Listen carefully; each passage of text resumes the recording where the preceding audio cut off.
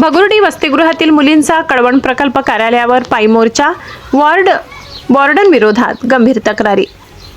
एकात्मिक आदिवासी विकास प्रकल्प कळवण अंतर्गत येणाऱ्या भगुर्डी येथील मुलींच्या वसतिगृहातील विद्यार्थिनींनी आपल्या विविध मागण्यांसाठी थेट कळवण येथील प्रकल्प कार्यालयावर पायी मोर्चा काढत प्रशासनाचे लक्ष वेधले। वॉर्डनकडून होत असलेल्या अन्यायकारक वर्तनाविरोधात संतप्त विद्यार्थिनींनी एकत्र येत प्रकल्प अधिकाऱ्यांना निवेदन सादर केले। निवेदनात विद्यार्थिनींनी म्हटले आहे की वॉर्डन शुल्काच्या कारणावरून मुली व त्यांच्या पालकांना दमदाटी करतात, तसेच वसतिगृहातील वाचनालय, संगणक कक्ष, प्रार्थना हॉल यांना कायमस्वरूपी कुलूप लावून ठेवले जाते। त्यामुळे विद्यार्थिनींना अभ्यास, संगणक शिक्षण व इतर शैक्षणिक उपक्रमांपासून वंचित राहावे लागत आहे।